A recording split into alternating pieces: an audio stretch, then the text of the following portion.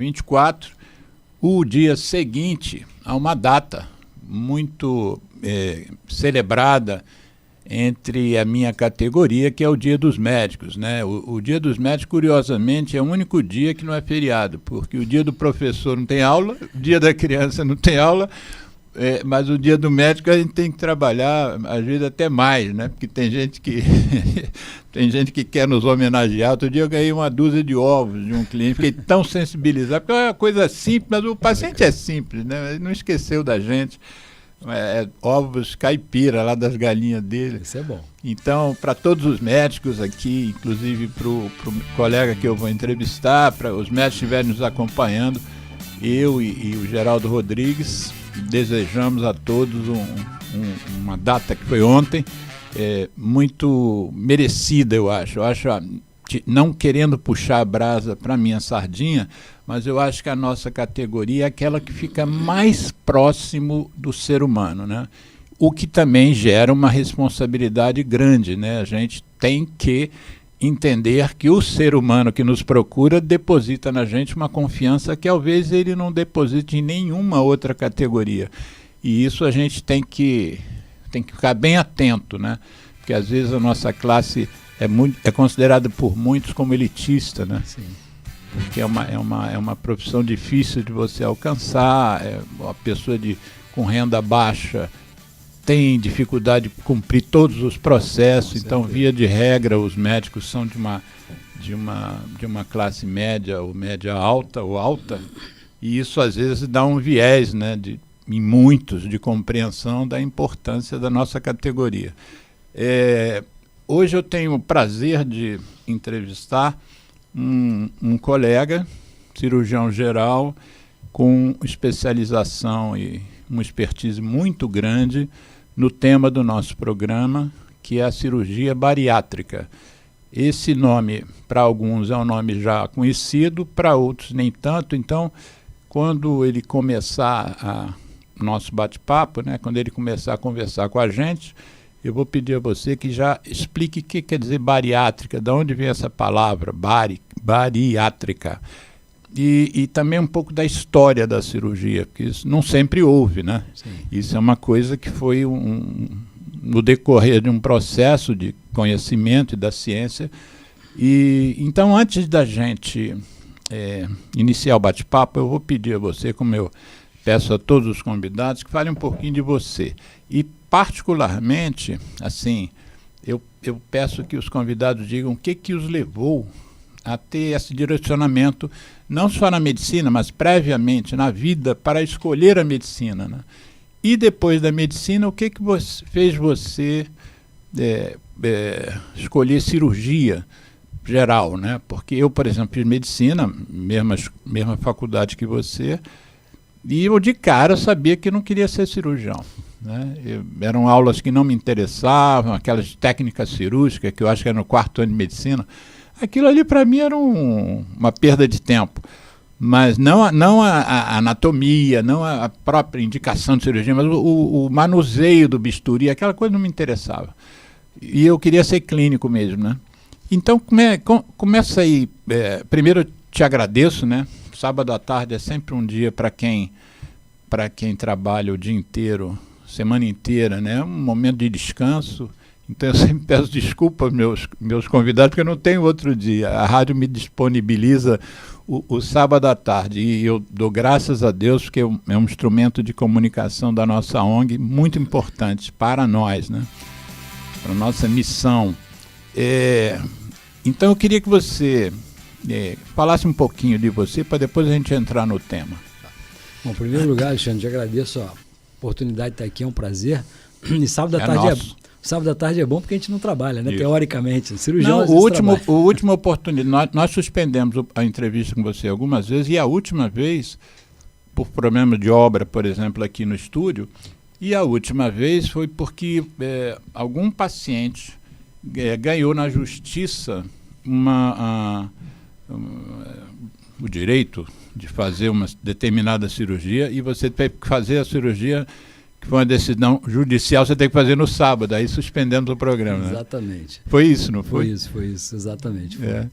por que ganhou na Agora eu fiquei curioso. É porque às vezes acontece, por exemplo, lá atrás, quando a gente começou a fazer cirurgia bariátrica, alguns planos não autorizavam, né? Mesmo estando autorizado pela Visa, tudo direitinho, o pessoal não, a gente tinha que entrar com medida judicial. E hoje eu não entendo por que, raro acontecer, alguns planos ainda, não tem cobertura, não existe isso. Você está no plano de saúde, a não ser que você esteja em um período de carência, a obesidade é coberta pelo plano de saúde. Sim. Então foi uma situação dessa, uma paciente que tinha entrado na justiça porque o plano ela tinha todos os índices para ser candidata à cirurgia bariátrica, e o plano simplesmente alegou que ela não poderia fazer a cirurgia. Ah, bom. E pode te dizer o nome do plano ou não? Porque o que é ruim Olha, merece ser divulgado. Eu vou te falar, não lembro qual foi, porque já aconteceu com vários planos, mas eu não lembro exatamente qual foi o plano. Mas tudo bem, vamos lá, fala de você. Bom, eu tenho 33 anos de formado, né? Esse ano completo 34 anos de formado. Desde criança eu queria fazer medicina. Eu não tenho, quer dizer, eu até tenho parentes médicos, mas não eram parentes muito próximos. Um tio meu era psiquiatra, mas ele morava nos Estados Unidos. E depois um primo meu veio a ser cirurgião cardiológico. Eu tinha pai médico, para mim foi mais... bom, ficou mais fácil. Mas eu sempre gostei de medicina, sempre gostei de ciência, sempre gostei na escola, sempre gostei de corpo humano. Eu, quando era criança, eu ganhei de um tio meu um DEF, lembra do DEF? Lembro. Dicionário, né? E eu ficava lendo aquelas... Dicionário de especialidades farmacológicas. Isso. Aí era tipo uma páginas amarelas, né? E aí eu ficava lendo ali os remédios, tentar entender como é que eles funcionavam, desde de moleque. E aí sempre gostei. E aí entrei para a faculdade. E na faculdade quando eu comecei a dar plantão no Andaraí com o 3º ano de faculdade.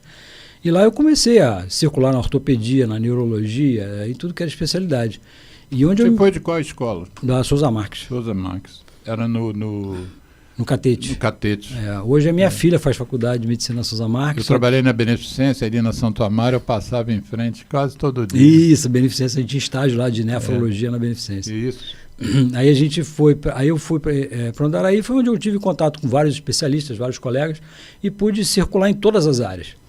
Naquela época era bem mais tranquilo, né? Hoje tem uma série de limitações para o acadêmico, mas eu era livre ali era a minha segunda casa, eu passava ali 24 horas de plantão, drenando abscesso, fazendo aquelas coisas. E eu gostava dessa coisa.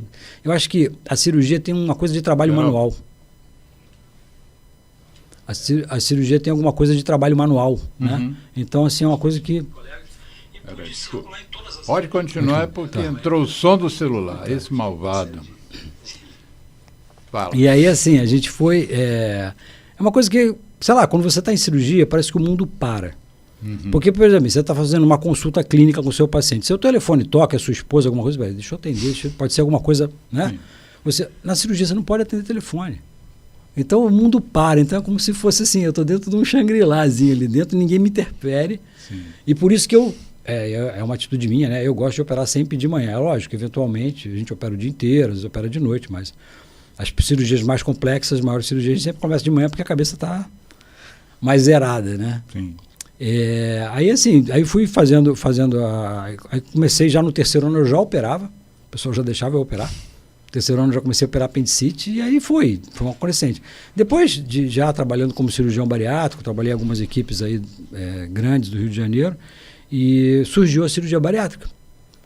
E eu achei um tema muito... Porque sempre fui ligado, eu sempre gostei... Quando você disse surgiu, em que época mais ou menos? Foi no Brasil, na década de 90. 90. Tá. E aí depois a gente fala um pouquinho do histórico lá do aparecimento na bariátrica. Surgiu assim junto com a laparoscopia, né? E... Então eu sempre gostei muito de suplementação de vitamina, eu gostava de ir para academia, eu gostava de estudar esse negócio de whey protein e qual era a vitamina boa. Já tinha whey protein? Já tinha whey protein meio fake, mas tinha. E, tinha proteinato de cálcio, tinha umas coisas assim malucas. E eu sempre fui muito ligado nisso. Então, corpo, saúde, era uma coisa que eu gostava muito. E quando surgiu isso, a cirurgia bariátrica, eu caí de cabeça. E como ninguém sabia nada, a gente não sabia nada, o nutricionista não sabia direito. Tanto que, um fato interessante, Alexandre, quando a gente começou a operar bariátrico, a gente não operava ninguém de 20 anos. Os pais não deixavam seus filhos de 20 anos operar bariátrico. A gente só operava pessoas acima de 50 anos e muito ferrado. Tipo assim, eu tô para morrer mesmo, pode me operar. Se eu morrer, tá resolvido. Era assim que o paciente falava, não, se eu morrer, eu já tô renal crônico, eu já tô diabético, eu já tô hipertenso, se eu morrer, tudo bem. Então a gente operava só coisa braba, né? E as primeiras poucas cirurgias foram abertas, que é uma desgraça fazer uma cirurgia bariátrica aberta, meu Deus do céu. E aí depois a gente migrou. E aí eu comecei a ver que você ia para um congresso, ia para outro congresso, e ninguém sabia. Aí uma pessoa ou outra sabia um pouquinho mais. E aí eu fui buscar conhecimento, fui fazer pós-graduação em neurologia, aprender um pouco de endocrinologia, não para ser endocrinologista, mas para poder entender um pouco. Você pega um cara assim de 25 anos, com uma testosterona de 150, que tinha que estar pelo menos 600, 700. E aí o cara emagrecia, a testosterona dele voltava a subir. Eu falei, cara, eu preciso entender um negócio. Aí eu queria entender. E aí foi onde eu... Como uma coisa interferia na outra, produção, né? De testosterona. Porque o tecido gorduroso, ele se manifesta como tecido endócrino, e nos obesos ele faz produção de estrogênio. Ele aumenta a aromatase, que é uma enzima que transforma a testosterona em estrogênio, e a pessoa começa... Estrogênio é um hormônio feminino. Isso. E aí fica naquele ciclo, né? Aquele ciclo, o cara produz mais estrogênio retém mais gordura. E aí outra coisa muito interessante, acho que vale a pena a gente pontuar, que me veio à cabeça, por exemplo, a gente conhece a nossa amiga mitocôndria, né? A mitocôndria é uma organela da célula que produz energia para o nosso corpo. Sim. Então, uma célula cardíaca, por exemplo, tem de 5 a 10 mil mitocôndrias por célula. Por célula? Por célula. Então, se você é uma pessoa normal, tem que ter 5 mil, a não ser que você seja uma pessoa cardiopata, né? Uma doença cardíaca. E se você é um cara mais atlético, você pode ter até 10 mil mitocôndrias por célula. Uma célula muscular tem em torno de 2 a 5 mil mitocôndrias por célula muscular, e uma célula de gordura tem 100 mitocôndrias. Qual é o interessante disso? A célula de gordura é uma célula quiescente, é uma célula adormecida, ela não tem uma função metabólica. Então, quanto mais gordura eu tenho, menos mitocôndria eu tenho, mais difícil é para eu queimar a gordura. Não, e essa gordura não está só dispersa, mas também está dentro dos tecidos. Dentro dos tecidos. E aí hoje a gente tem 4 tipos de gordura, né? Tem a gordura branca, a gordura bege, a gordura marrom e a gordura azul. Essa eu aprendi recentemente. A gordura branca é a gordura... Estou aprendendo agora. É a gordura periférica, é de estoque, né? Aquela gordura de mais difícil mobilização. Sim. Né? Aí a gordura bege está no meio do caminho. A gordura marrom gera calor para o nosso corpo. É uma gordura que tem uma mitocôndria maior. Então ela está perto... Tem uma função. Tem uma função, está perto de grandes vasos para manter a nossa calorimetria. Né? E a gordura bege é uma gordura que está sendo... Não, e a preta? A preta não, branca, bege, marrom e azul. Azul. Azul é uma gordura que não é esteatose, mas é uma gordura do fígado, que ela está sendo estudada agora. Tá? É uma gordura que está sendo estudada, eu não tenho nem dados para te falar ainda, tá. Só se classificaram ela como gordura azul. Tá. Quando a gente editar o problema, a gente põe uns links sobre os sistemas, né? Para quem quiser se aprofundar nisso. E aí você começou a se dedicar nisso. Aí há 24 anos atrás a gente começou a fazer a cirurgia bariátrica e éramos poucos cirurgiões no Rio de Janeiro, devia ter uns 5. Você estava falando sobre você, mas você também é do chefe responsável do Quintadora. No Quintadora a gente está lá, o hospital tem 23 anos, eu entrei assim, alguns meses depois que o hospital inaugurou, e na época eu era o único cirurgião que fazia bariátrica. Então, durante muito tempo, eu fui o único cirurgião. Hoje nós somos 2, mas na época só eu, que era responsável pela cirurgia bariátrica do hospital. E era engraçado porque qualquer coisa que chegava no hospital, chegou uma hérnia, é gordo, chamou o Rogério. Mas não é cirurgia bariátrica. Não, mas você é especialista em obeso. Então, assim, a gente está lá já... Hoje está você e quem? Hoje é o doutor Guilherme Cota e eu, que somos os responsáveis. Somos os responsáveis pela cirurgia bariátrica do hospital. Tá. O Quintador, se não me engano, quase certeza, ele era o hospital que meu pai trabalhava quando ele não era Quintador. Isso. Ele era um hospital do INAMPS. Ele era São Francisco de Paula. Isso, São Francisco. Não é Francisco de Paula, São Francisco de Assis. São Francisco de Assis. São Francisco de Paula existe ainda. Isso, era um hospital. Aí ele foi reformado, ele estava no esqueleto, a Redidor comprou esse hospital. Isso. Bom, mas enfim, vamos lá. Aí você começou a se dedicar a isso. Mas tem um outro lado seu também, que é, para a gente mencionar logo, para depois ser mais objetivo na cirurgia bariátrica, que é o fato de você ter feito e ser especialista em medicina chinesa, você trabalhar com algo que eu queria que você explicasse para os ouvintes, que é chamada de medicina integrativa. Então esse seu outro lado, que não é o lado do cirurgião, que não tem bisturi envolvido, Isso. Fala um pouco sobre esse aspecto seu. Então, como eu te falei, eu comecei a fazer algumas especializações, não com o intuito de títulos, mas com o intuito de conhecimento. Então, eu fui fazer pós-graduação de nutrologia. Não cheguei a fazer prova de título da Abram para ser especialista em nutrólogo. Fiz uma pós-graduação de endocrinologia. Fiz uma pós-graduação em medicina quântica com o Dr. Vitor Matos, que já faleceu, excelente professor, para começar a entender a parte frequencial, né? Hoje, porque assim, a homeopatia era proibido, hoje é aceita, né? Amplamente aceita, e a homeopatia é uma medicina frequencial, né? Então eu fui entender essa medicina frequencial. Trabalha com energia vital. Energia vital, frequências. Então a gente trabalha com alguns equipamentos que geram frequência também lá na clínica. Então eu fui fazendo esse caminho. E essa integração do paciente, eu poderia dizer o seguinte: o que aconteceu? Lá atrás, seu pai, talvez antes do seu pai, o médico era integralista. Né? Ele punha o ouvido nas costas do paciente. O paciente fala 33. quando eu comecei a trabalhar na Andaraí, o doutor Ivo, que era o diretor lá na época da emergência, a gente chegava lá com o estetoscópio, ele, isso não serve, ele ia lá, punha o ouvido. Esse cara tem isso, ele não errava, né? Então, aí conforme a gente foi evoluindo na medicina, a gente começou a se tornar ultra especialista. Né? Especialidade, lógico que é importante. Eu sou um cirurgião, se eu quero operar minha mão, eu quero operar com um cara que só opera a mão. Né? Mas isso faz com que aquele cara não olhe para você, também não seja a função dele. Ele não olhe para você como um ser humano, ele olha você como uma mão. Né? Não quer saber se você dorme bem ou não. Exatamente. Então, eu comecei a tentar olhar, por causa da obesidade, que eu precisava olhar esse paciente como um todo. Por exemplo, mulheres jovens que em fase menstrual, quase todas vão ter ferro baixo. Pós-cirurgia bariátrica, se já não tem antes. Então é uma coisa que eu já tenho que explicar. Olha, você quer mexer com isso, conversar com a tua ginecologista, botar um dia, ou ver um método para você diminuir a menstruação, senão você vai ficar, talvez 1 ou 2 vezes por ano, vai ter que tomar ferro na veia, porque não adianta tomar ferro oral para esses pacientes bariátricos. Então eu comecei a integralizar, eu comecei a ver esse paciente de uma forma integral.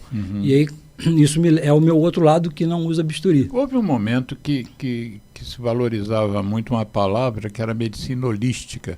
Isso tem a ver com a integrativa? Seria um sinônimo? Sim, não chega a ser um sinônimo, mas é uma medicina holística, de uma certa forma. É que quando ela começou a surgir, ela passou a ser medicina funcional, aí depois funcional integrativa. Baseado sempre nos Estados Unidos, né? Então, nos Estados Unidos tem cadeiras, tem especialidade de medicina integrativa. Por exemplo, nos Estados Unidos tem uma cadeira em Harvard que é medicina anti-aging, né? Anti-envelhecimento.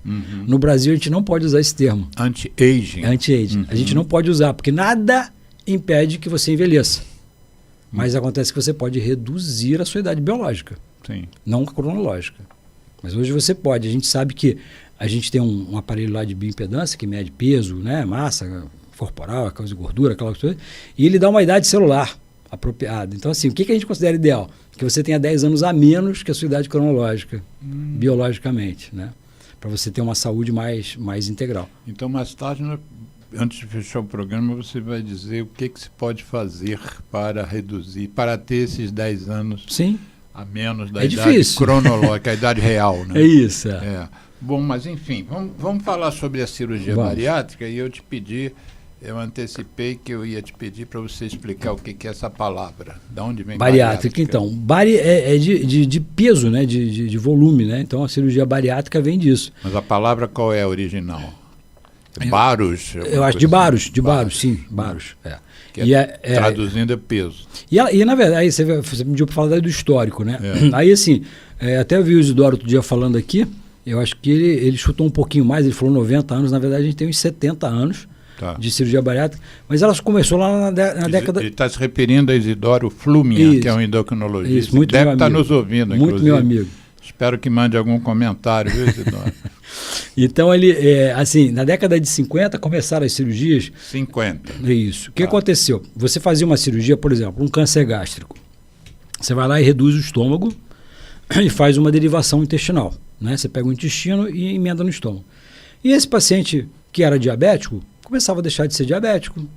Esse paciente que era... Essa não era a proposta. Não era a proposta. Né? É igual o Viagra, né? Era um remédio para o coração que virou... Era para abrir a artéria coronária. Isso, abriu outra coisa. Abriu outra artéria. Outras artérias. Outras artérias.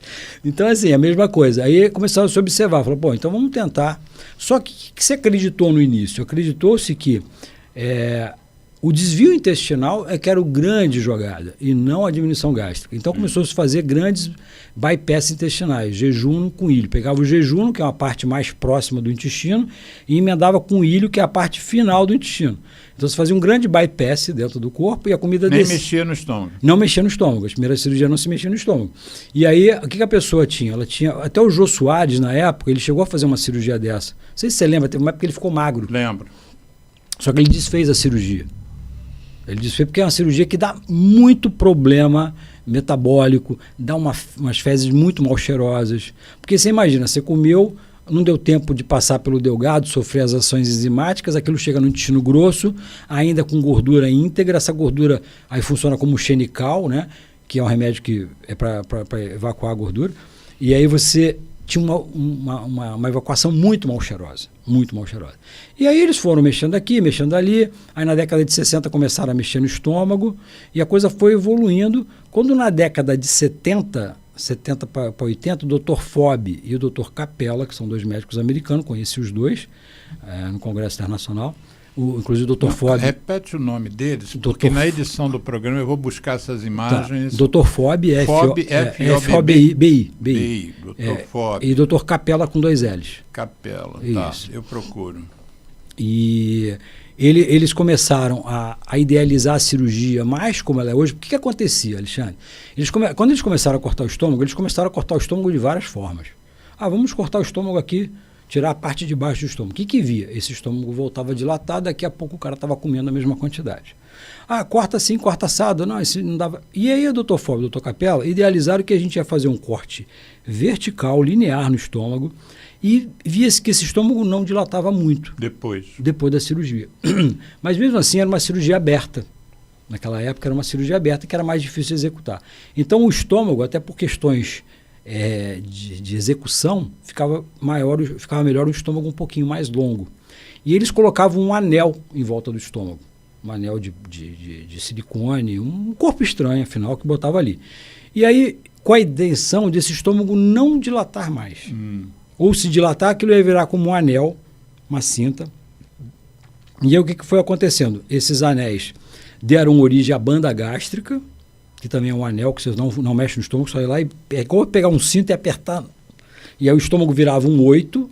Um 8. Como uma ampulheta. Né? Isso. Só que, por exemplo, nas cirurgias, quando você corta o estômago, se eu estiver sendo muito complexo, você me corta. Não. Tá? Acho que está dando, Geraldo, para você entender tudo. O Geraldo é nosso... Não, porque o Geraldo é leigo, né? Então, aí quando você corta o estômago, na verdade, você corta a ramificação do nervo vago que estimula a grelina, que é o hormônio que dá fome. Então, quando eu corto o estômago, eu tiro a fome do paciente. O paciente fica você corta o nervo. Corta o nervo. Agora, não especificamente, automaticamente cortando o estômago, eu vou cortar a terminação nervosa. Na banda, eu não tinha isso. Então, eu tinha um paciente com o estômago do mesmo tamanho, só que em 8. Ele tinha fome. E tinha fome. E aí não dava certo. E aí tanto a banda quanto esse anel... Ele queria comer e não conseguia. Não queria comer e não conseguia. Ele ficava tentando, aí aumentava refluxo, esofagite, né? Que é o refluxo ácido para o esôfago. E aí o que aconteceu? Essas duas, tanto a banda colocada pela cirurgia para prevenir a evolução... Essa banda era de que material? Silicone. A gente usava aqui no Brasil, a gente não tinha uma banda, a gente pegava, sabe aqueles catéteres de quimioterapia, aquele catéter que vai dentro da veia? É aquela coisinha que a gente usava, entendeu? Aí passava um fiozinho ali dentro, passava em volta do estômago e amarrava, entendeu? E aí o silicone ficava apertando o estômago. Só que aconteceu com o tempo, esses estômagos começaram a fazer uma intrusão, ou seja, a banda e esse anel, eles começaram a migrar para dentro do estômago. O cara comia... Como se a parte de cima do 8 entrasse na parte de baixo do número 8. Na verdade, o que acontecia? O cara comia, o estômago ficava forçando, tinha um negócio de apertando. E aquilo fazendo uma pequena erosão no estômago, e aí ia criando erosão, cicatrização, daqui a pouco você fazia endoscopia, estava dentro do estômago. Sim. Então essas técnicas foram abandonadas. Na década de 80... Essa erosão não levava dor? pela inflamação? Era uma coisa muito pouquinha. Entendeu? É que nem você pegar um sapato que não está te machucando, no final do dia deixou uma bolhazinha e você nem percebeu. Tá. Era uma coisa muito lenta. E não era assim. Levava 2 anos, 3 anos ou até mais para isso acontecer. Aí depois, na década de 90, o Dr. Whitgrove. Como é que escreve Whitgrove? Eu tenho ele aqui anotado. Depois eu te passo. Depois me passa. Porque eu de cabeça não vou saber. De onde era esse? Estados Unidos também. Estados Unidos também. Ele fez a primeira cirurgia laparoscópica na década de 90. Explica para os ouvintes o que é uma cirurgia laparoscópica. A cirurgia laparoscópica é a cirurgia onde a gente não abre... Qual é a grande vantagem da cirurgia bariátrica? Não abrir a barriga do paciente. Então a gente entra com cânulas que permite a entrada do ar e a entrada do aparelho e não permite a saída do ar. Então eu entro com uma câmera, 2 ou 3 pinças, né, as 2 mãos do cirurgião, um a outro cirurgião fazendo a câmera e às vezes um segundo auxiliar te ajudando a manusear. E através de pinças e grampeadores a gente consegue pegar as alças, cortar, porta-agulha da ponta. Isso sem abrir a barriga. Quer dizer, você abre um buraquinho para entrar essas coisas. Isso, por exemplo, cada bariátrica são 5 furos. Sim. Né? São 2 furos de 1,5 centímetro e 3 furinhos de 0,5 centímetro. Eu que não sou cirurgião e muito menos aprendi a fazer laparoscopias, você falou assim, era uma cirurgia mais complicada porque era uma cirurgia aberta. A cirurgia aberta é aquela laparotomia, né, que você pegava um bisturi e abria a barriga. Por que é mais complicado isso do que você usar 5? Por 2 motivos. Primeiro que a cirurgia videolaparoscópica você tem uma visão muito maior e ampliada. Muito maior. Muito maior. Você vê a cavidade toda, porque você enche a barriga de ar. Sim. Então você olhando uma pessoa, mesmo que não seja obesa, parece que ela está grávida, né, com aquela barriga distendida. Então eu tenho uma ampliedade e a câmera me dá 8, às vezes até mais número de aumentos. Então vasinhos que eu não vejo a olho nu, eu via na laparoscopia. Complicado. Compreendido. E aí vamos para um obeso. Por que a cirurgia bariátrica? Primeiro que assim, onde eu vou mexer no estômago, ele está quase aqui debaixo da costela. Sim. Então já é uma dificuldade mecânica na cirurgia aberta. Segundo, que eu tenho às vezes panículos adiposos entre a pele e a musculatura de mais de 15 e 20 centímetros. 15, 20 centímetros de gordura? Para você chegar na cavidade, você tem que passar 15 centímetros de gordura. Fecha isso depois. Num cara que pesa 140 quilos, a primeira vez que ele levantar da cama, ele rompe os pontos.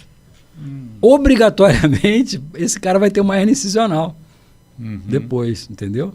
Então a vídeo, além de ser só para te dar uma ideia, uma cirurgia vídeo lá atrás, na década de 90, a gente levava 8 horas. Hoje é 1h30. Né? Então vai treinar. A primeira vesícula que a gente fazia era 3 horas de vesícula, hoje é 40 minutos, quando muito. Então a expertise, a melhora da qualidade do material, melhora da imagem, né? As pinças mais adequadas. Hoje nós temos pinças especiais para obesos, são pinças mais longas. Então o que acontece? É uma cirurgia, só para você ter ideia, é uma cirurgia que, se eu abrisse a barriga daquele cara, sei lá, ele ia ter muito mais dor, eu ia ter muito mais trabalho, e ele ia ter um pós-operatório mais prolongado. Hoje, se eu opero o cara, no dia seguinte, ele está no quarto, eu boto no CTI por segurança. Quer dizer, hipertenso, faz uma crise hipertensiva, mas tem muito colega que não usa CTI. Dorme no CTI, no dia seguinte entra no quarto, terceiro dia está em casa. Ele fica 2 dias no hospital. 2 dias no hospital. E tem colega que dá alta com 1 dia e meio. No segundo dia à noite dá alta. Eu falo assim, eu não sou Ayrton Senna, não estou correndo contra o relógio. Deixa mais um diazinho no hospital. Até porque já aconteceu assim, no segundo dia, quando o cara ia embora, ele teve uma lipotímia, a pressão caiu, a gente dá uma checada, vê o que está acontecendo. É melhor a gente ter esse controle intra-hospitalar. Você não faz... Você disse que antigamente as cirurgias eram mais pacientes acima de 50 anos, hoje menos. Não, hoje mas continua fazendo cirurgias em pacientes já terceira idade. Sim, o que várias hoje, comorbidades. Hoje a Sociedade de Cirurgia Bariátrica conseguiu que a gente opere pacientes a partir de 13 anos de idade. 3 anos de idade? 13 anos de idade. Né? E eu já operei um de 15 e uma de 14. E o limite é 65. Só que esse limite... ele está muito mais na mão do cardiologista, que vai nos dar esse risco cirúrgico. Não o cirurgião. Então, às vezes, eu operei paciente de 68 anos de idade. Sim. E o pessoal, uma pergunta até que me veio à cabeça agora, que o pessoal faz muito. É uma cirurgia que tem muito risco? O risco está ligado ao paciente. Se você me der uma menina de 22 anos, que ainda não é diabética, que não é hipertensa, a recuperação dela é uma. Se você me der uma pessoa de 65 anos, hipertensa, renal crônico, a recuperação é outra. Mas é boa. É boa, É não, boa. sem dúvida nenhuma. Só é outra. Porque, Claro, por exemplo, por causa das comorbidades. eu lembro de uma paciente minha, que eu já tenho bastante tempo, que a gente operou, ela tinha 68 anos, se eu não me engano, ela era hipertensa, diabética e renal crônica. Ela ficou 8 dias no hospital. Ficou muito bem, mas não dava. Aí você tem que compensar glicemia, tem que ver ureia, creatinina, e por aí vai, né? Não dá para Eu tive agora, acho que foi terça-feira. Terça-feira à tarde eu estive no consultório de um colega nosso, ortopedista, já foi meu convidado aqui.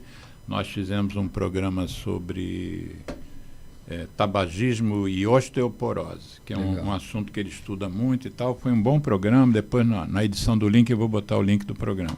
Aí tivemos lá, a consulta foi feita e no meio da consulta, ou no final, ele começou, nós fomos falar das nossas coisas passadas e tal, e surgiu, porque ele também foi ortopedista da minha mãe, operou fraturas de colo de ferro. Fomos falando sobre o passado e citou uma situação dele, pessoal, que ele submeteu à cirurgia bariátrica.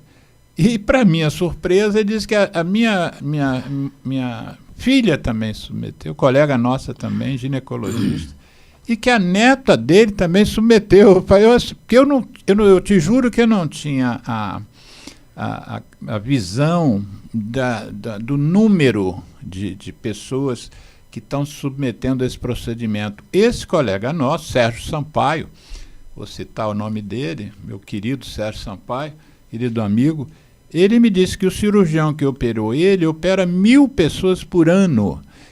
Chegou a esse nível mesmo de democratização, chegou a esse nível até que, por exemplo, alguns médicos que trabalham para alguns convênios de maior massa, a gente chega a ter limitação de número de pacientes por mês para operar. Você só pode operar 20 doentes desse convênio esse mês. Entendeu? Para não estourar a caixa do convênio. O convênio impõe essa limitação. Alguns convênios impõem essa limitação. Ele não impõe a limitação como impunha antes de proibir a cirurgia. Então, alguns convênios, eu não sei, eu não posso te dizer com certeza se é a cláusula contratual que está ali no contrato, que o paciente fala assim, não, essa cirurgia a gente não cobre, mas só que pela ANS não existe isso.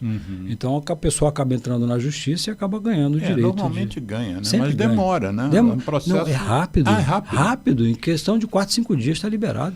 Não brinca. Entra na justiça, no plantão jurídico. Sim, que é gratuito. E libera no dia seguinte. É lá na cidade. Libera no dia seguinte. Eu trabalhava na central de regulação e vira e mexe a gente recebia mandato de intimação, que chama, mandado de intimação. No caso nosso lá era para internar pacientes em CTI. Mas curiosamente era uma coisa tragicômica, né? Porque você recebia o mandado do juiz para internar um paciente, tirar o paciente de uma emergência qualquer e colocar o paciente num CTI. Isso. Só que a gente chegava no plantão com 100 pedidos de internação em CTI e saía com 120. Então não havia vaga. Não tem vaga. Então com todo mandado judicial, entre aspas, não servia para nada. E aí o que começou a acontecer? Começaram a vir mandados de intimação responsabilizando. No início era o Estado, em tantos R$1.000, mas depois em cima de nós, profissionais da central, os reguladores. Nós não tínhamos vaga para botar o paciente que o juiz queria, mas aí eu fui com um colega, que hoje está exercendo medicina lá no Maranhão, em São Luís. Nós fomos ao Sindicato dos Médicos, nós fomos ao Tribunal de Justiça, aí junto, o TJ aqui do Rio, junto com o Jorge Darzi, que era na época o presidente do Sindicato dos Médicos, e nós fomos também com o CRM, por explicar ao juiz, o presidente do TJ, Manuel Rebelo, que a gente podia ser preso, como colegas minhas foram levadas à delegacia. Nós não podíamos ser presos porque a gente não tinha vaga, então nós não tínhamos o poder de tirar alguém do CTI e botar o que o juiz queria. Então quem lida com isso, normalmente isso aí vai parar, esse mandado judicial vai parar em alguma regulação, né? Seja a regulação do convênio, seja a regulação pública, né? Mas eu falo sempre isso, eu falo, gente, até na época do Covid eu tenho muitos pacientes juízes, porque na época eu trabalhei com a Mútua, né, que é o convênio deles, então hoje eu tenho bastante... Como é que chama o convênio? Mútua. Mútua dos magistrados. Eu era o cirurgião que operava os bariátricos deles, né? Depois eu saí do convênio e E assim, ele falou na época do Covid, gente, mas não é possível, não tem CTI. Eu falei, gente, se você chegar no hospital público hoje e tiver vaga no CTI, tem se encontrar a maca vazia do CTI, duas opções. Ou ele está esperando o paciente vir do centro cirúrgico, ou está quebrado aquele leito por algum motivo. Não tem vaga. Não tem vaga. Não tem vaga. E a população não sabe disso. Não sabe engraçado. Disso, exatamente. Tem vaga para neonatologia, porque eu não sei em que momento aconteceu isso, não sei se morreram muitas crianças sem atendimento, que hoje você tem convênios com unidades privadas de saúde, para os neonatos, né? Para criança até, sei lá, 6 meses, um ano no máximo. E o CTI é uma estrutura muito cara, né? A gente sabe disso. E o pessoal, na época do Covid, gente, a Covid foi uma pandemia, a gente não está preparado para isso. Sim. Né? Como você falou, talvez chuva, granizo hoje. A gente não está preparado para isso, vai quebrar para-brisa de um monte de carro. Então não tem jeito, não dá para você ter uma reserva de CTI, tanto que foram montadas as tendas, né? Tendas, exatamente. Isso sim, mas fora de época de pandemia, a gente não tinha vaga. Estou me referindo sim. período que eu trabalhei lá, meus filhos estudavam na PUC, os dois, então eu tinha que trabalhar dentro. Peguei plantão sábado, eu era regulador sábado, para compor a renda, né? Mas aí você estava... Vamos voltar aqui para a história da laparoscopia, da videolaparoscopia, e aí o paciente era operado. Esse meu amigo ortopedista, ele me contou, depois que saiu do programa aqui, eu te falei em off, mas falar para os ouvintes, ele me contou, nesse dia que nós estivemos juntos, terça-feira passada, que ele saiu daqui do programa e foi comer um pastel num restaurante muito conhecido aqui em Copacabana, que é o Pavão Azul, que eu considero o melhor e mais barato pastel de camarão. Estou fazendo, rádio comunitária não pode receber patrocínio, é bom que as pessoas saibam. Existe isso na lei, não pode ser patrocinado. Eu não estou sendo patrocinado, é uma opinião livre. E ele foi lá e só conseguiu comer, me disse isso terça-feira, ele só conseguiu comer meio pastel de camarão, porque ele disse que, desde que fez a cirurgia, na qual ele perdeu 30 quilos, em pouco tempo. Ele diz que depois disso, a alimentação dele, também o uso de bebida, ele antes, vamos dizer, tomava meia garrafa de vinho, ele hoje só toma uma taça, a segunda já não cai bem. E o pastel do Pavão Azul é um pastel pequeno, apesar de ser saboroso. E ele disse que não conseguiu comer o pastel inteiro. Me fala um pouco desse pós-operatório, sobretudo... Depois você chega no caso do nosso colega, mas sobretudo no imediato, que pelo que você disse, descreve aí para as pessoas, quem está na rádio, quem está nos ouvindo na rádio ou no site, não vai ter a noção. Mas descreve aqui para aquela câmera o tamanho de um estômago normal e como ele fica depois da cirurgia. Então, vou diferenciar hoje, a gente tem 2 tipos de cirurgia, né, basicamente. Então, a gente tem o bypass e tem o sleeve. Bypass é aquele estômago e intestino, só intestino. Isso, estômago e intestino, não existe mais. Não tem aquele bypass antigo, acabou? Não, acabou. Tá. Aquele bypass só do estômago. Então, como é que é o bypass? O bypass hoje, é como se o estômago fosse uma mão inteira e ele vai ficar do tamanho do polegar. Então, o estômago normal tem 1,5 litro de capacidade, ele vai ficar com 50 ml. Realmente um pedacinho desse. É uma tripa. E a gente vai lá, desvia o intestino, corta lá o jejuno, né, a parte do intestino, e emenda o estômago, esse pequeno estômago, nesse jejuno. E depois religa o intestino lá embaixo. Isso você fazendo um bypass. O estômago excluso fica dentro da cavidade, né, ele continua ali produzindo um pouco de secreção, conectado ao duodeno, a bile sai dali. A comida não vai mais passar pela bile, não vai mais passar pela vesícula. Aí vai lá dentro. Por isso que muita gente aumenta a chance de ter cálculo de vesícula, porque a vesícula não esvazia mais como esvaziava antes. Então, essa pessoa ela vai ter uma restrição muito grande, tanto que esse paciente sai do hospital tomando aquele copinho de plástico de café de 20 minutos. Na primeira semana é essa a dieta dele. Líquidozinho, que a nutricionista orienta, o que ele pode tomar, de 20 minutos. Aquilo é o quê? 20 ml? 50 ml. 50 ml. É a capacidade do estômago. Aí varia um pouco de equipe para equipe. Na nossa equipe, a gente, na segunda semana, a gente já consegue passar para uns 100 a 120 ml de líquido. Né? Depois isso vai passar para uma... Por dia? Não. Por tomada? Por refeição. Mas se o estômago ele só aguenta 50 ml, então, mas ele dilata? Mas ele tem uma passagem.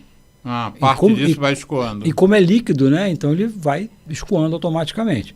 E aí vão aquelas coisas. Então, daqui a pouco ele começa a comer pastoso, depois ele começa a comer sólido, um sólido mais fácil de comer. Então, como eu falei, a gente tem um buraco na passagem do estômago, que ele é calibrado, realmente ele passa um dedo. Então, se eu comer alguns alimentos, como carne mal mastigada, arroz muito papa, pão... Isso no pós-operatório imediato ou para sempre? Isso para sempre. Para sempre. Para sempre. Então, outro dia, fazendo um parênteses, outro dia uma paciente me ligou, estava 2 dias vomitando. Aí eu perguntei o que aconteceu. Ela tinha chupado uma laranja e ela estava mastigando o bagaço e cuspindo. Só que ele esqueceu e engoliu o bagaço. O bagaço passou aqui e ficou travado. Não ia nem para frente nem para trás. Teve que ser tirado com endoscopia. Com endoscopia? Com endoscopia.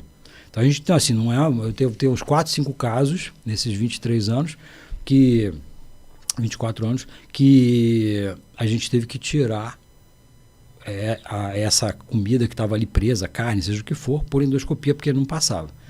Então algumas coisas vão ser ruins de comer sempre. E aí que você falou, ele vai comer para sempre muito menos. Então ele tem que ter velocidade de comida, ele tem que comer devagar. Não pode beber logo em seguida. Porque a medicina, se não me engano, eu nessa época eu acompanhava alguma coisa do Japão e eles diziam que a pessoa, para fazer uma boa digestão, deveria cada garfada ser mastigada 70 vezes. É isso mesmo? É isso mesmo. A nutricionista... Isso independente de bariátrica. Era a prática do japonês. Isso, é isso aí. Porque a primeira parte da digestão, né, onde a alimento se mistura com a amilase da saliva, né, para ajudar a digerir os carboidratos, e você dá para aquela primeira quebrada na proteína. Aí depois no estômago ele vai receber o ácido clorídrico. Só que no estômago bariátrico você não tem mais aquela quantidade de ácido clorídrico. Né? Por isso a deficiência de B12.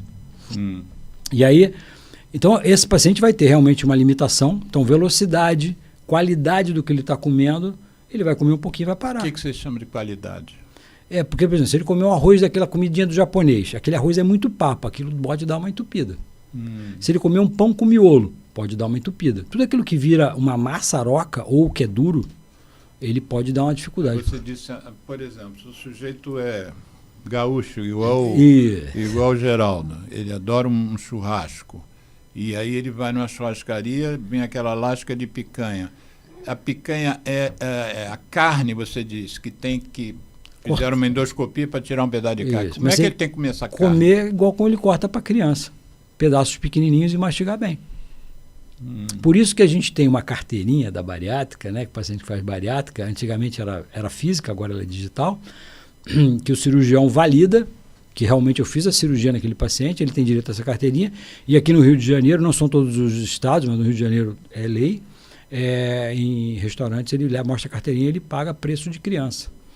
Que ele vai comer menos.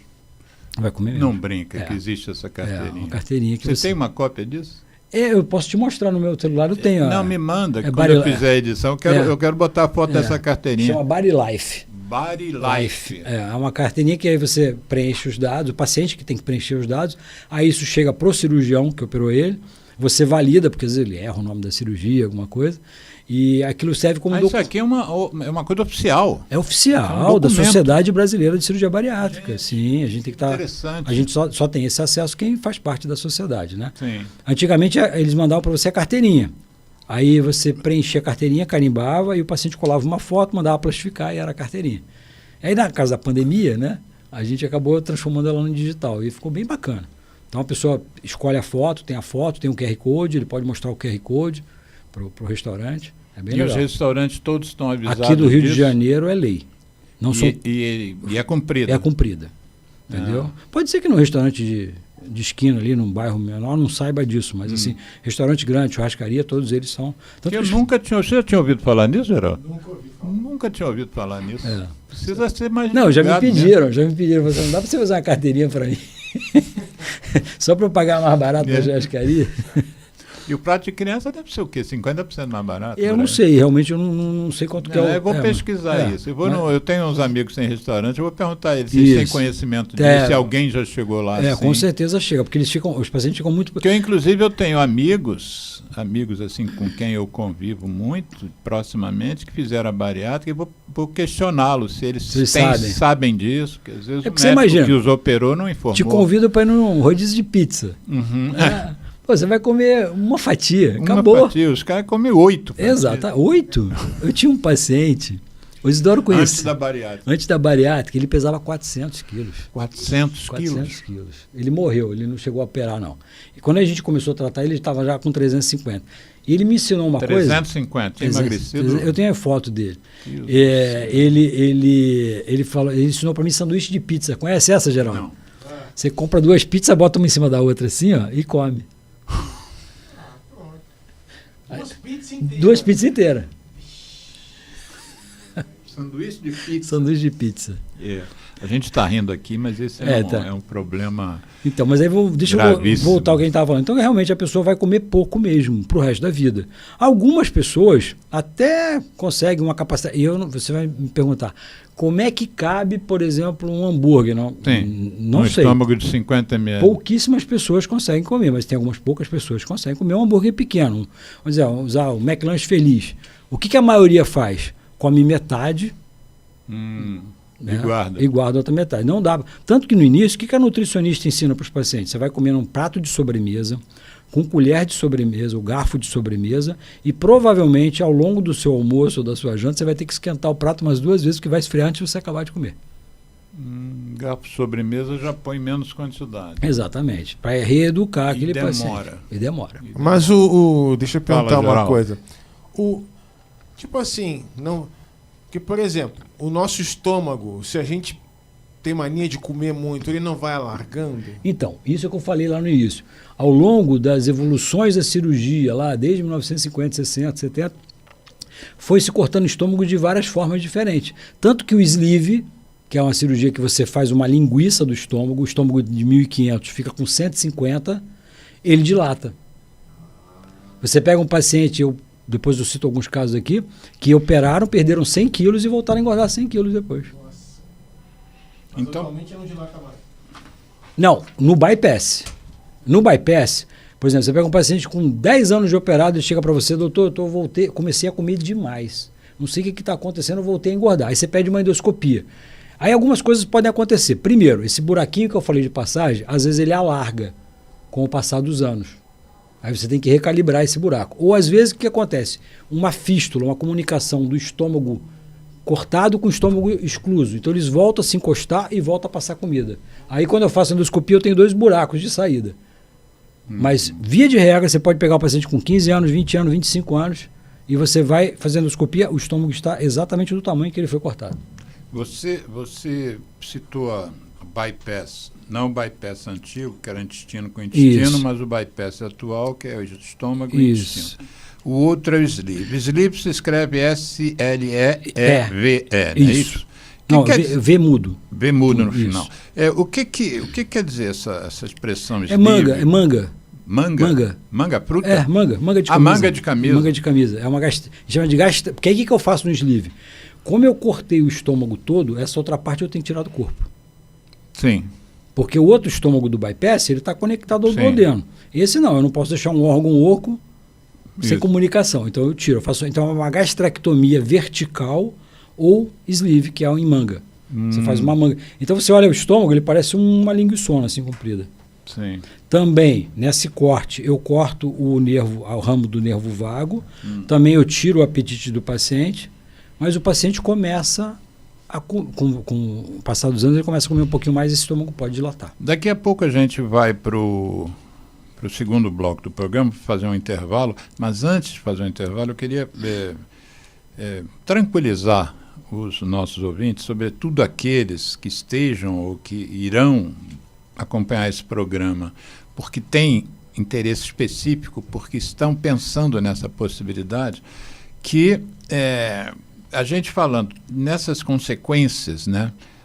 O sujeito tem que comer menos, tem que comer devagar, a bebida vai ter que ser, ele não consegue beber muito, e e o tempo, e isso e aquilo, as pessoas podem até estar ligando para os seus médicos, cancelando as consultas, né? Olha, doutor, não vou mais não, porque eu ouvi um programa.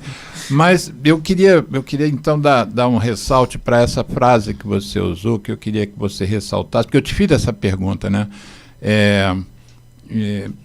As pessoas se arrependem de terem feito a cirurgia, aí você me dá uma resposta. Isso, eu pergunto sempre para meus pacientes, com 6 meses e com 1 ano, se eles se arrependem de ter operado. E a resposta é: me arrependo sim, de não ter operado antes. Isso. Então isso que é bom fique claro, sim, né? Porque tudo isso, é que nem eu estava conversando com o Geraldo antes, se você vai se preparar para uma Olimpíada ou para um campeonato, você tem que passar pela fase da dor. Sim. Né? Não tem ganho sem dor. Se você chegar na faculdade de medicina, você teve que ralar, você teve que estudar. Né? E não só eu não tive a mesma adolescência de muitos meus amigos. Exatamente. Mas aí o pessoal só vê o lado do outro lado do muro, né?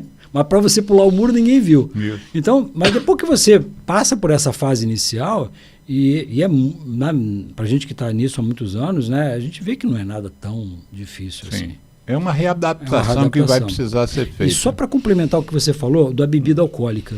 O que acontece? Como eu desvio o jejum, então essa bebida que ia passar no estômago, ficar preso com o pylori ia estar fechado por alguns minutos, ele já cai direto no jejum. Então a absorção do álcool é muito mais rápida. Então a gente costuma dizer que 1/4 da dose faz o dobro do efeito. Isso é bom. Não deixa de ser bom. Você gasta menos dinheiro. Tem isso também. E ingere menos álcool. Ingere menos álcool. Quer dizer que a onda aparece com menos quantidade. Eu vejo muitos pacientes falar assim: não, eu fui tomar eu aviso, né? Eu falo, quando você for beber a primeira vez, bebe em casa, para você não passar vexame. Aí, que há casos assim, o jeito não está acostumado. Não está acostumado, ele vai beber o que ele está acostumado a beber e passa mal. E aí a paciente contando que ela estava tomando uma tacinha de Prosecco, ela estava acostumada a tomar 4 tacinhas. Com 2 golinhos, ela chamou o marido e falou: me ajuda a levantar que eu não consigo. Geraldo, escolhe a música aí pra gente, que daqui a pouco a gente volta. A gente bota assim. ZY1 201, Associação Comunitária Nossa Senhora de Copacabana, 98,7 FM, a onda que chega ao seu coração. Rua Hilário de Gouveia, número 36, 9º andar, Copacabana, Rio de Janeiro.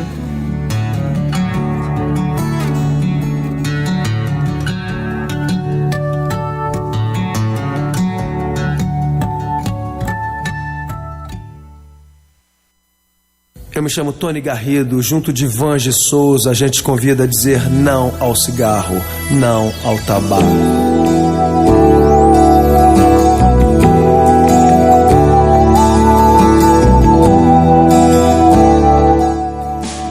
Em meio ao caos da fumaça, de tantos carros e chaminés, somado ao ar já pesado, cigarros, charutos e narguilés.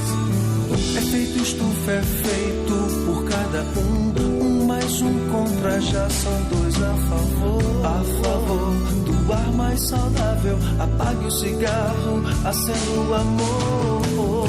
Eu trago a música, soa bem ao meu e ao seu ouvido.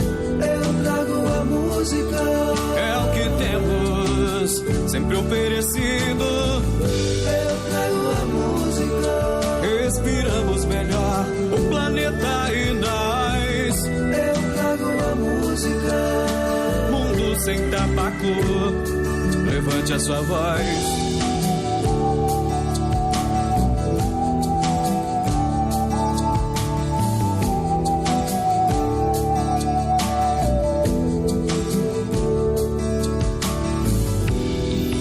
Eu trago a música, soa bem ao meu e ao seu ouvido.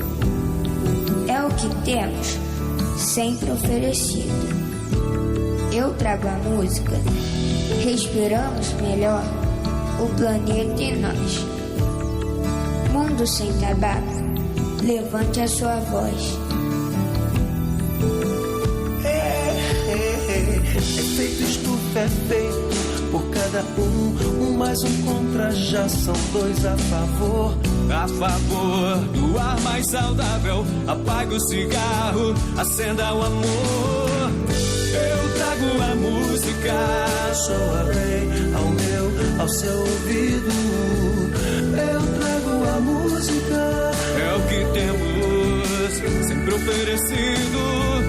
Eu trago a música, respiramos melhor o planeta e nós. Eu trago a música, mundo sem tabaco, levante sua voz.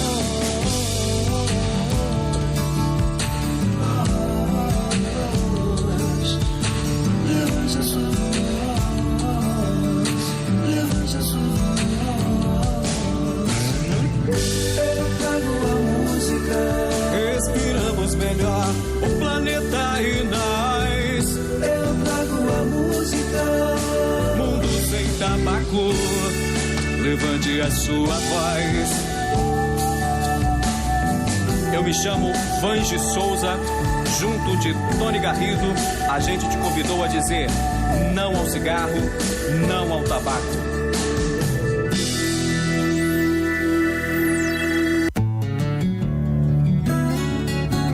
ZY1 201, Associação Comunitária Nossa Senhora de Copacabana, 98,7 FM, a onda que chega ao seu coração.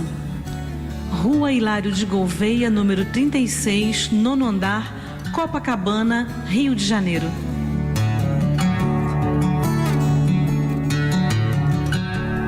Estamos reiniciando o programa Viva a Voz Saúde pela Rádio Nossa Senhora de Copacabana.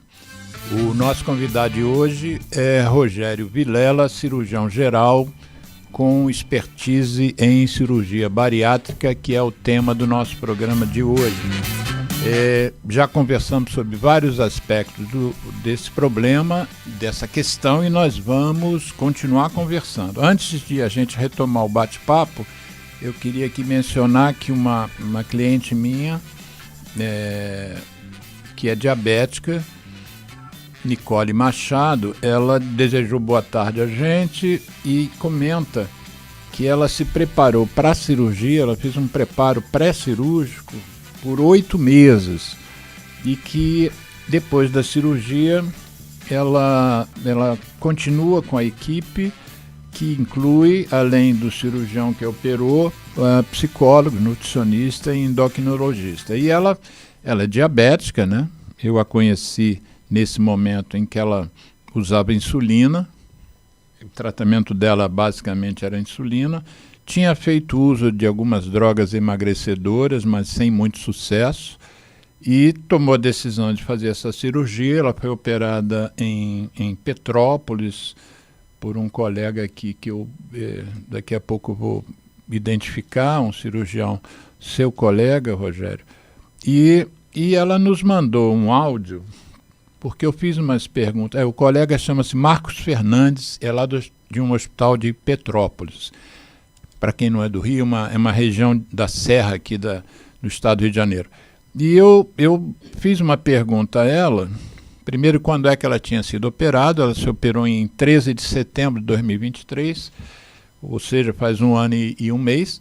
E eu perguntei se ela tinha parado de usar insulina. E ela me mandou o áudio, eu vou pedir então ao Geraldo para colocar esse áudio. É a resposta dela, né? Mas, doutor, sim, parei. Eu tenho ela só para um SOS se chegar a passar de 200, mas graças a Deus... Há muito tempo que isso não acontece. Graças a Deus, parei. Estou tomando só o Forxiga e mantendo a dieta, né? Ela tem se mantido entre 70 de manhã, 80, 90. Às vezes à noite, assim, se eu comer um pouquinho a mais, uma coisa diferente, assim, uma massa mais branca, ela vai a 180. Mas graças a Deus, estou bem.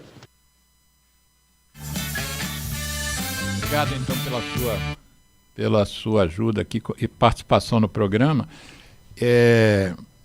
Comenta um pouco. Antes de eu pedir você o comentário, eu só fazer referência à música. A música que a gente colocou no intervalo é Eu Trago a Música, de autoria do Vange Souza e do Tony Garrido, aquele menino do Cidade Negra.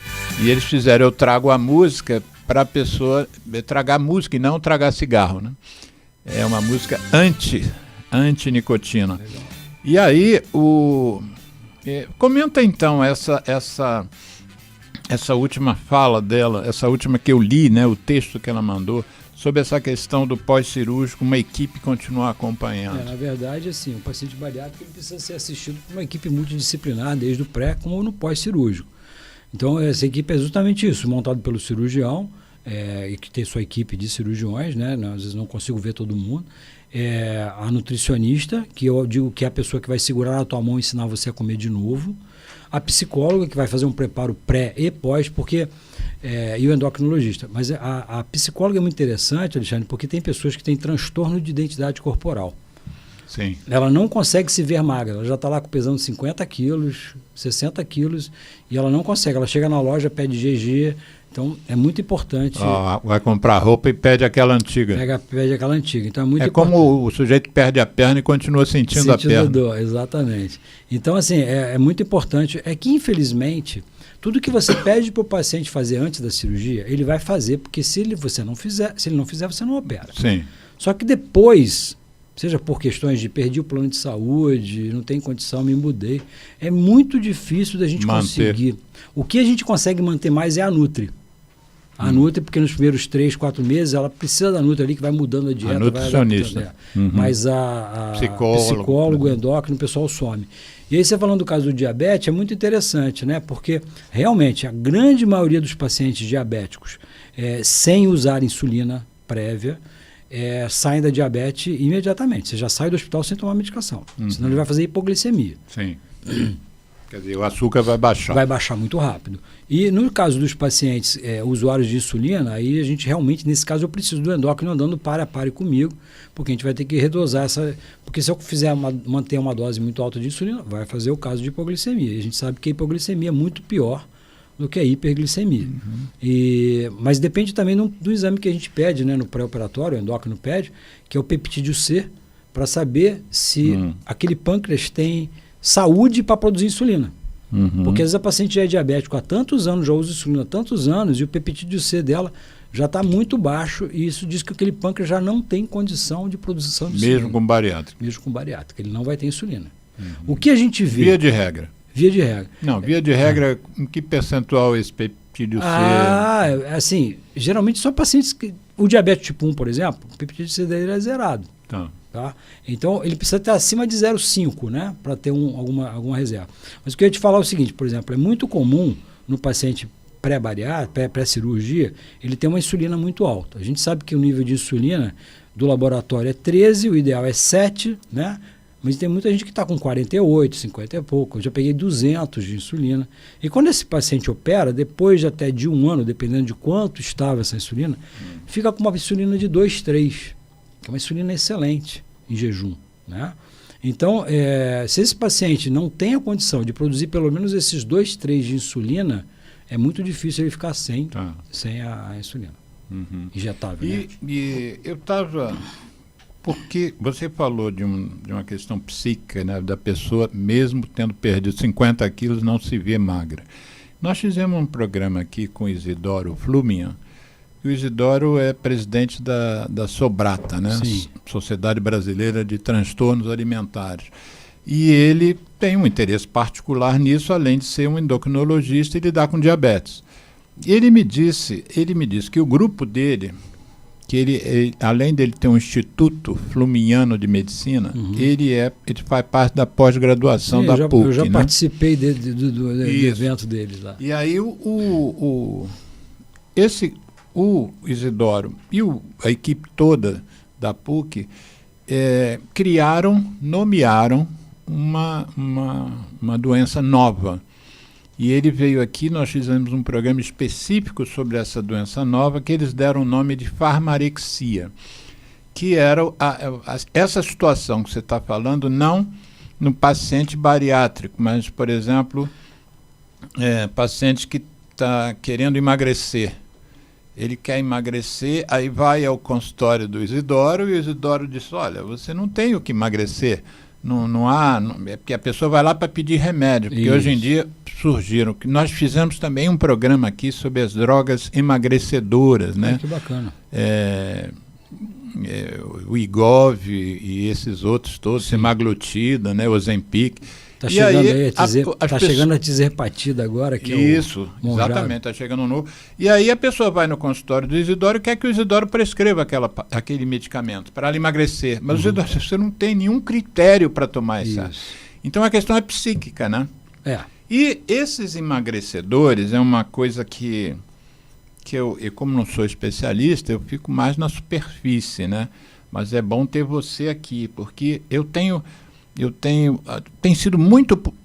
tem sido publicadas muitas coisas sobre essas novas drogas, que originalmente, igual você lembrou a história do Viagra, que era para artéria coronária e de repente foi usada para disfunção erétil, essas drogas todas que hoje estão sendo chamadas de emagrecedoras, na verdade, eram um objetivo para tratar diabético. Isso. Né, para aquela substituição lá do GLP, isso, né? Aumentar GLP-1. A produção de insulina própria do paciente. Isso, né? E tal. Esse era o objetivo aí, começaram a ver que as pessoas emagreciam, não é isso? Isso, exatamente. Só que, como eu tenho recolhido muita notícia, eu recorto, eu edito online, divulgo, eu tenho essa veia de divulgação, né, de comunicação, de educação e saúde. E aí eu uso eu tento não mandar tudo para todo mundo. Então, se é endócrino, eu mando lá tudo que sai desses emagrecedores. E uma das notícias que eu mandei para o Isidoro e para outros endócrinos era uma notícia grande do Globo, mostrando que apesar do sucesso que é usar Ozempic, usar todas essas drogas mais que chegaram agora, a cirurgia bariátrica tem se mostrado a longo prazo com efeitos melhores do que essas drogas. Porque uma outra coisa também que eu recortei e mandei para todo mundo é que há uma perda efetiva de peso em quem usa essas drogas, mas que isso era o título inclusive da matéria. O que fazer depois? Perdeu peso, sim, mas o que você vai fazer depois que perdeu peso? Vai continuar usando para o resto da vida essa droga, que não é barata? Se não me engano, o Isidoro disse que é mais de R$1.000 por mês, né? Isso é Ozempic. E aí a matéria textualmente dizia que o benefício da bariátrica suplantava, não que não houvesse benefício, sim, não haja benefício, mas suplantava. Qual é a sua opinião sobre isso? Se você fosse... Não sei se já há tempo suficiente para a gente comparar a longo prazo, né, as duas coisas, porque essas drogas emagrecedoras são novas. Mas hoje, tirando o fato de você ser uma pessoa que faz o procedimento da bariátrica, então esquece, você não está defendendo a sua categoria. Eu indico também essa droga quando é necessário. Entendeu? Eu só não sou a favor justamente da farmaquecia, a pessoa ficar muletando com essa droga e um dia você vai ter que tirar a muleta, a pessoa vai cair no chão. Né? Quando eu participei de um fórum lá da PUC com o Isidoro, com a Dirce, que é a psicóloga, coordenadora lá. Dirce está para vir aqui também. Dirce é ótima. Essa semana eu tenho uma live com ela. E aí o que eles me perguntaram? Você como cirurgião bariátrico, como é que vê essa droga? Eu falo, cara, eu acho que o cara que tem que perder 20, 30 quilos é legal. Agora, um cara que tem que perder 80 quilos, eu acho que não vai resolver. Pode até ajudar, por exemplo, o menino que eu operei agora há pouco tempo, ele pesava 220 quilos. Ele quebrou o pé andando na rua. Né? Aí ele perdeu, aí ele fez uma trombose, porque ficou acamado, ele perdeu, eu operei ele com 190. Então talvez um caso desse seja... Ele perdeu 30 quilos usando droga, usando a droga emagrecedora. Não, ele não usou droga, ele só dieta. Mas em alguns casos desses a gente poderia usar uma droga para diminuir o risco cirúrgico desse paciente, diminuir 20 quilos, que vai fazer uma diferença boa, né? Principalmente na parte cardiopulmonar. E agora, eu acho que é uma droga muito interessante, mas tem seus efeitos colaterais. É isso que a gente... É que nem, por exemplo, a bariátrica é maravilhosa? Mas tem suas complicações. A gente falou, bebida, comida, algumas coisas vão mudar na sua vida. Então, por coisas exemplo... importantes, sim, né? Porque o prazer que essas coisas nos dão é que, em princípio, também desgoverna o nosso cérebro, é que vai gerar obesidade. Com certeza. Mas se gera obesidade, se você ganhou 100 quilos comendo uma coisa, é que aquela coisa te dava prazer. Te dava prazer, com certeza. Você vai ter que aprender a conviver sem aquele prazer. Ou com um prazer menor. O prazer menor. Porque é o que eu falo assim, eu adoro comer camarão. Beleza, você pode continuar comendo camarão. Só que quando você for no restaurante, você não vai botar camarão, salada, não sei o quê. Você vai comer camarão. Né? Então, assim, você vai limitar, mas o prazer de comer ele continua, não em grande quantidade. Quando você diz que as pessoas se arrependem, mesmo com essas questões, se arrependem de não ter operado antes, isso mostra que há um peso, né? As pessoas dão um peso na vida delas, o que elas perderam, o que elas ganharam. Então, assim, mulher... Normalmente, o que as pessoas dizem que tiveram como ganho? O que eu acho que é o mais significativo, principalmente nas mulheres, que talvez seja 70% do nosso público. 70%? Porque as mulheres engordam mais, né?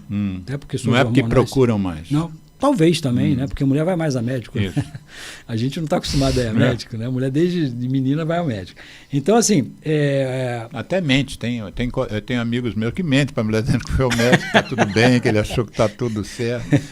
Então, assim, o que eu acho que a questão mais importante que muda a vida da pessoa é a autoestima. Autoestima. Homens também, mas as mulheres elas são mais abertas. Eu começo a conversar com a paciente, e aí eu já estou acostumado, eu já toco na ferida, né? Falo assim, quanto tempo que você não usa um sapato alto? Ah, doutor, você sabe, é uma coisa que a gente fala com os pacientes, né? Você sabe que o gordo não escolhe a roupa, é a roupa que escolhe o gordo. Essa frase eu nunca tinha ouvido. É porque assim, a mulher vai numa festa, ela vai precisar comprar uma roupa, a roupa não ficou bem, a outra não ficou boa. Ah, essa roupa eu não gostei, mas ficou boa, disfarçou, então vai essa. Entendi. Então elas começam a não ir a eventos, elas começam a não tirar a roupa na frente do marido, porque elas têm vergonha do peso. Então, assim, o ganho da autoestima é burral. Melhora a libido, melhora a disposição. Eu já ouvi mães falar assim, doutor, eu não levo mais meu filho na escola porque ele me pediu, que os coleguinhas ficam chamando a mãe dele de baleia para ele. Então, sabe, isso é uma dor. Não, existe uma coisa que, inclusive, o Isidoro comentou aqui, que é um termo que eu lido pouco com ele, porque eu lido com outros preconceitos, né? Eu trato de pacientes com AIDS, né? Com tuberculose. São preconceitos muito irrigados também, né? Eu me lembro de uma paciente que eu fui atender de tuberculose, que era a primeira vez, e é um ambulatório de tuberculose, que eu faço lá em Duque de Caxias, que eu adoro fazer, inclusive. Ela saiu um paciente e entrou ela, e ela ficou em pé. Aí eu percebi assim, você não vai sentar? Ela não queria sentar porque o outro paciente tinha sentado naquele banco. E ela com a mesma doença do outro paciente. Quer dizer, é uma coisa meio porra louca também, né? Mas a gordofobia, esse termo, essa palavra, eu não lido tanto, eu não sou psicólogo, mas me parece que é uma coisa que as pessoas que estão acima do peso, sobretudo com obesidade 2, grau 2, grau 3, isso é muito pesado para a vida diária, né? E foi feito por uma outra psicóloga que também trabalha com a gente, a doutora Helena Miller. Ela, na época, fala mais alto um pouquinho. Ela estava trabalhando na USP, lá em São Paulo, ela fez uma pesquisa e ela mostrou que, fazendo pergunta assim, tinha uma ala de cirurgia bariátrica, e ia perguntando para os outros pacientes, o que você acha do gordo? Aí ele é preguiçoso. Aí ele não tem força de vontade. Entendeu? Então, existe um preconceito social também com o gordo. Também. Por exemplo, tinha pacientes meus muito engraçados, ele falou assim, cara, você quer ter uma sensação horrível? Você está obeso e você entra no avião. Quando você entra no corredor do avião, já tem um monte de gente sentada, você só vê o pessoal olhando para baixo assim. Tomara que não sente do meu lado. Tomara que não sente do meu lado. Não, é assim, e o cara tem que pedir a vergonha, né? Ele chegou e falou assim, chamou a aeromoça e falou assim, por favor, a senhora traria um extensor de cinto? Aí ela passou para outra menina, daqui a pouco veio a menina. O extensor de cinto é porque o cinto habitual não dá a circunferência. E aí veio a menina lá de baixo assim, quem pediu um extensor de cinto? Aí então, é o gordo que abaixa a cabeça. Então assim, um paciente meu que falou, cara, eu não consigo jogar bola com meu filho. Meu filho tem 3 anos de idade, eu hora de jogar bola, eu não consigo brincar com ele.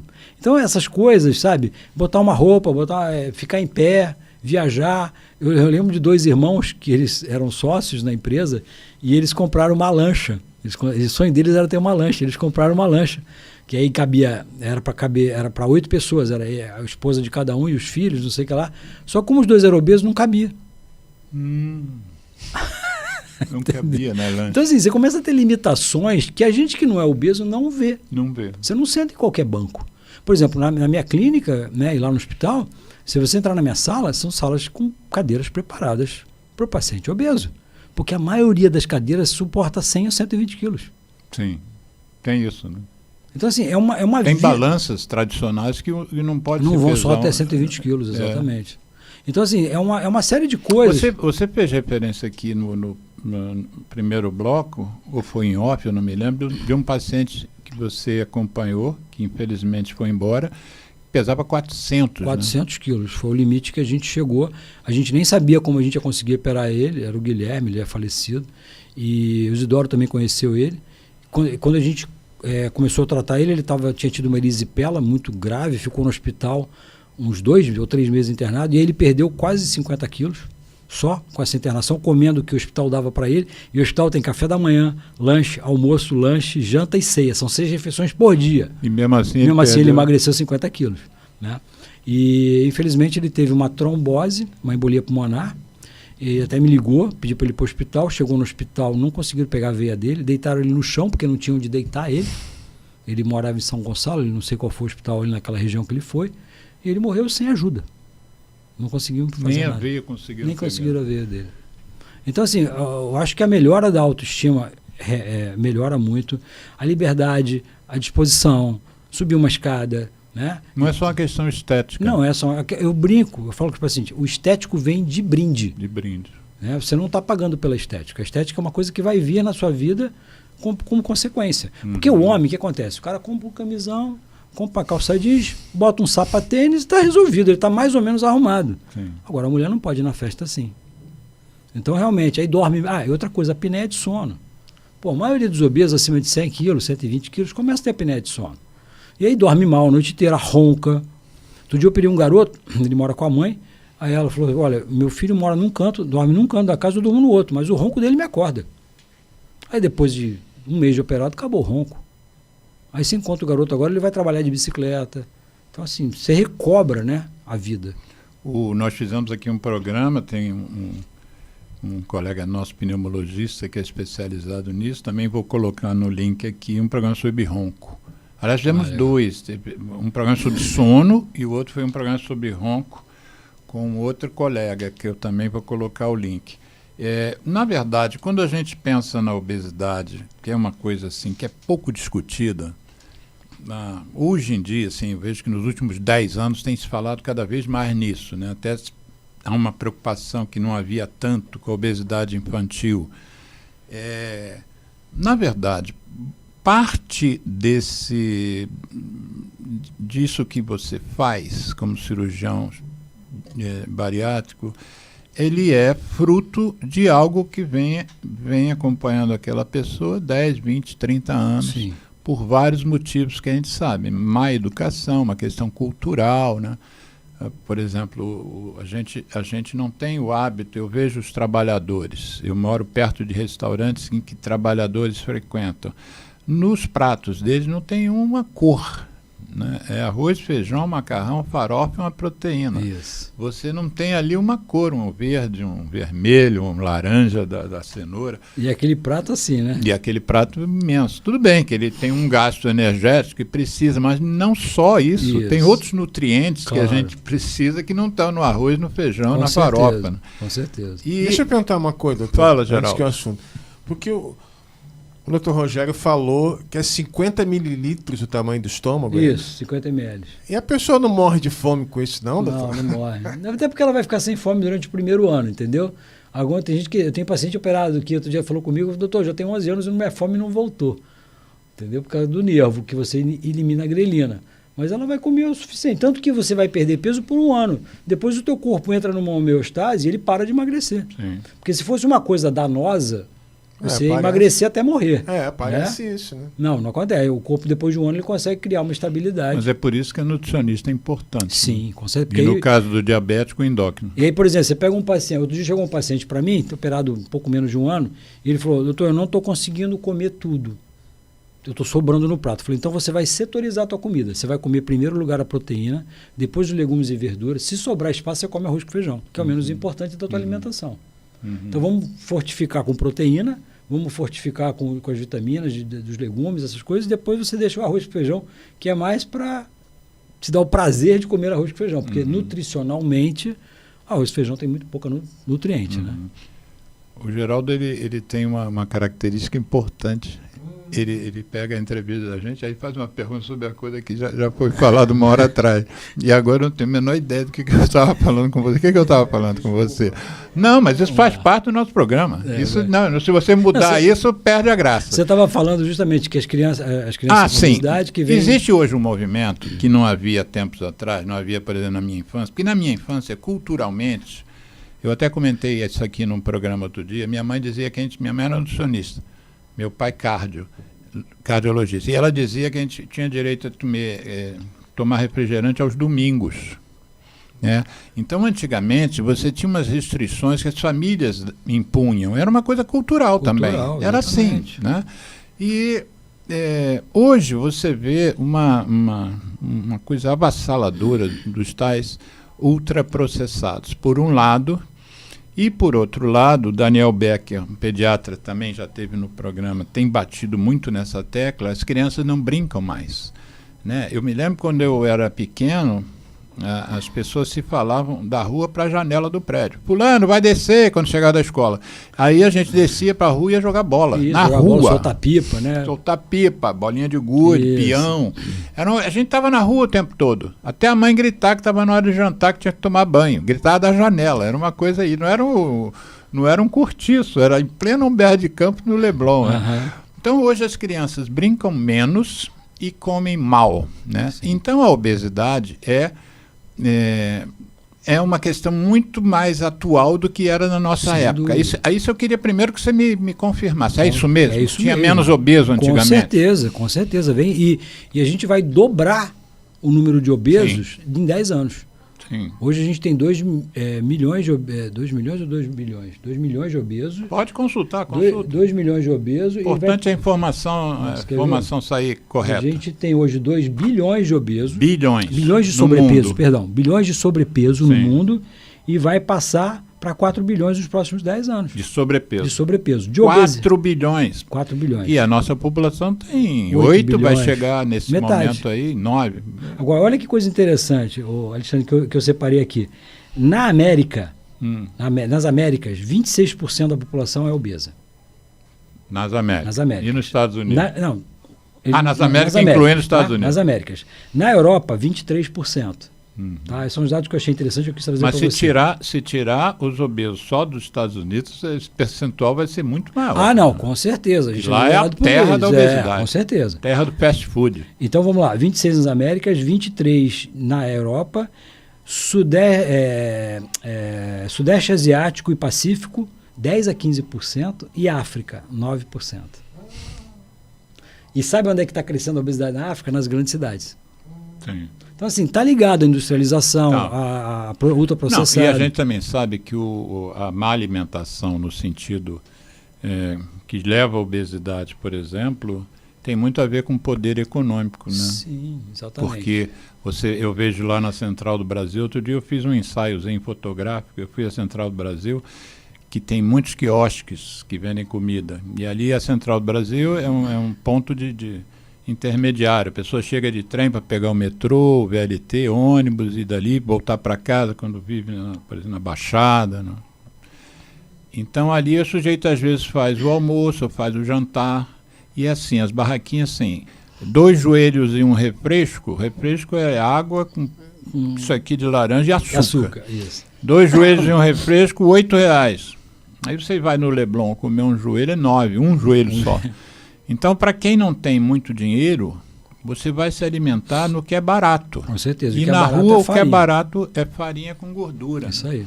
Uma fatia mínima de presunto no meio daquele joelho, uma menor ainda de queijo, e o resto ali é farinha de trigo e gordura e açúcar. Se for presunto, né? Pode ser aquele apresuntado, que é pior ainda. O embutido ainda é pior. Ainda é pior. Você vê que não sei o que tem pior ou melhor nesses embutidos. Com certeza. Mas, enfim. E existe hoje um movimento, então, que engloba gente muito ligada à nutrição, mas engloba outras organizações da sociedade civil, inclusive a ACT, Promoção da Saúde, tem feito uma campanha, jornalismos investigativos têm investigado essa coisa, porque, por exemplo, querem baixar o imposto de alimentos ultraprocessados, que é um movimento que está havendo hoje grande, de resistência, né? Porque se uma comida que faz mal tem que ser mais cara. Com certeza. Um refrigerante que engorda tem que ser mais caro. Não pode bater o imposto. Como o cigarro tem que ser mais caro. O cigarro tem que ser mais caro. O que você acha disso, assim? Eu acho que realmente a gente... Até porque é um lado mais político da história. É um lado mais político. A gente sabe que existe o poder econômico em cima dessas coisas todas. É como você dizer que Becel faz bem para o coração. Sim. Não pode. E o Danoninho vale mais do que um bifinho. Bifinho, exatamente. Então houve essas transgressões aí e a gente continua vivendo isso. Como você falou, o refrigerante hoje, quando nós éramos crianças, o refrigerante não era uma coisa acessível nem tão barata assim. Então, em casa, a gente tinha, às vezes, uma limonada, mas era uma coisa feita em casa. Exatamente. Eu, como sou de família italiana, no interior, lá, quando eu nasci no interior de São Paulo, depois eu vim para o Rio de Janeiro criança ainda, e a gente tomava vinho com água e açúcar. Isso, eu me lembro disso. Você lembra disso? Vinho com água e açúcar, claro. Entendeu? Era vinho com água e açúcar. Vinho com água e era uma jarra para todo mundo. Né? Hoje você toma uma jarra sozinho.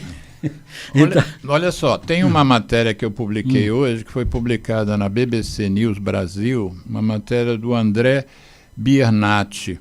E o título da matéria... A matéria é o seguinte, ele entrevistou um médico que defende uma Estou pegando a cola aqui, tá, gente? O médico Chris Van Tulleken defende uma maior regulamentação sobre os alimentos ultraprocessados. E aí o título da matéria... Precisamos... Olha bem as palavras do cara. Precisamos odiar os ultraprocessados para deixar de comê-los.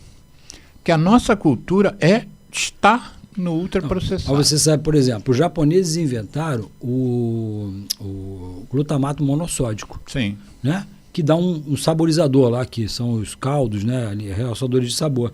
E aí descobriram que na papila da língua tem um receptor que adora aquilo ali. E aí você come aquilo e fica maravilhoso. Nossa, que fica droga. É uma droga, exatamente. E outra coisa importante, você está falando de criança, não sei se você já chegou essa informação para você, por exemplo, as crianças, né, que antigamente criança saudável era criança gordinha, lembra? Sim, lembro. Né?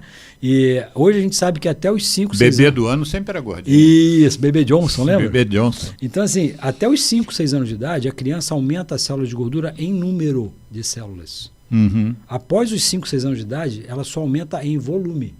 Ela não aumenta mais em número de células gordurosas. Então, se eu tenho uma criança magra, eu tenho 40% a 60% de chance mais dessa pessoa ser magra em adulto. Agora, se eu fui uma criança gorda, eu tenho o inverso. Eu tenho 60% de ser um adulto gordo. Então, você é como eu. Você teoricamente, objetivamente, ganha dinheiro com um processo, é um processo de tratar dessa situação limite, como eu ganho dinheiro tratando um paciente com câncer de pulmão, com DPOC, com pneumonia, com tuberculose, porque 20% dos casos de tuberculose são porque o sujeito é fumante, e combate o fumo, né? Então, do mesmo jeito que você tem a compreensão de que a nossa cultura, nosso estilo de vida tem que melhorar, independente de estarmos perdendo dinheiro, vamos dizer. Com certeza. Porque se não tiver mais ninguém para você operar, você não tem mais então, mas assim, hoje a gente fez outro dia, lá na nossa clínica, a gente fez um levantamento com o nosso gestor lá, e a gente estava vendo assim, o que mais se pergunta sobre saúde na internet. Eu estava conversando com o Geraldo quando eu cheguei aqui. Disparado, de infarto, tuberculose, emagrecimento. Mas assim, é muito à frente. Sim. Então, assim, porque é um tema, né? Porque aí entra até a farmarequia que você falou, aquela pessoa que procura o Isidoro para emagrecer, ela não tem indicação de emagrecer. Como pessoas chegam para mim, e isso foi um dos motivos para eu me entranhar um pouco nessa parte clínica da obesidade, porque chegava um paciente para mim e falava, doutor, eu resolvi, não aguento mais ser gordo, eu vim operar. Aí você pega lá e fala assim, você não tem indicação. Pô, mas eu vou fazer o quê? Aí ele ficava olhando para mim com aquela cara de cachorro que é o da mudança. Aí eu falei, eu tenho que fazer alguma coisa para ajudar esse cara, porque esse cara chegou em mim. E quando você chega no médico, você espera que o médico resolva. Sim. Né? E outro dia o cara estava falando assim... E resolva da maneira que ele quer, que ele quer. Preferência. Então. Aí outro dia eu estava vendo um colega falando assim, poxa, aí um colega nosso que pegou um paciente que era viciado em Rivotril, começou a tentar tirar essa droga dele devagarzinho, que é uma das coisas que também cabe a nós, né? Lógico, o remédio tem seu local, mas ele tem tempo de uso. E aí ele receitou para ela, acho que foi, eu não lembro se foi isso, mas ele receitou chá de folha de maracujá. E aí depois essa pessoa foi num outro médico e falou, isso é charlatanismo. Quer dizer, se você prescreve uma coisa natural para tentar fazer a pessoa não usar uma droga, você é charlatão. Então é isso que eu falo, a gente tem que olhar com o paciente, eu sempre falei isso na minha vida toda. todo paciente na minha frente, eu vou indicar para ele o que eu indicaria para mim ou para um familiar meu. Porque eu acredito que aquilo vai dar resultado. O exemplo do obeso, um obeso numa família, os descendentes deles, não só pela questão genética, mas pelo exemplo, tendem a ser obesos também? Então, você falou uma coisa que eu toquei para querer falar isso há um tempão. Eu não concordo com a genética da obesidade. A genética da obesidade é menos de 20% de importância. Portanto, você pega uma família de gordo, pai gordo, mãe gorda, filho gordo, filha gorda, o gato é gordo. E o gato não é geneticamente igual a ele. Sim. Então, eu brinco que é a genética do hábito. Sim. Né? Existe um hábito naquela família de se comer macarrão toda noite, de se comer pão todo dia de manhã. E tenta falar para um paciente seu, fala assim, tira o pão durante um mês. Para a gente diminuir a questão também do preconceito e do estigma, o Isidoro aqui, numa das vindas dele, mencionou uma coisa interessante. A gente tem que analisar cada indivíduo sobrepeso ou obeso como um indivíduo, porque há obesos saudáveis. Sim. Todos os indicadores do obeso, todos os exames, tudo. Eu chamo eles de super-humanos. Super-humanos, exatamente. Então não é todo obeso que você tem que se preocupar imediatamente. É um obeso saudável. Sim, sim. Mas eu digo, só te cortando, é saudável até quando? Ah, sim, tem isso também. Você tem 20 anos, será que com 40 o joelho vai gritar, a coluna vai gritar, alguma coisa vai acontecer? Para a gente, infelizmente, precisa encerrar o programa daqui a pouco, tem duas questões que eu quero que a gente aborde rapidamente. A cirurgia bariátrica é feita no SUS? Feita no SUS hoje, com sim. facilidade? Hoje, olha, diminuiu bastante. Por exemplo, no Rio de Janeiro tem centros especializados? Tem meu Deus, aquele hospital... Daqui a pouco eu lembro, te falo. Tá. E tem um grupo que está fazendo na beneficência... A beneficência não, na ordem terceira da penitência, lembra, no Alto da Tijuca ali? Sim, lá na Conde Bonfim, lá em cima. Conde Bonfim, lá em cima. Então hoje é tudo regulado pelo CISREG. Então você vai na clínica da família como obeso e você para 2 centros, Carlos Chagas. São os dois Hospital Estadual Carlos Chagas. Só que antigamente, se falando uns 10 anos atrás, a fila era interminável, o paciente morria na fila.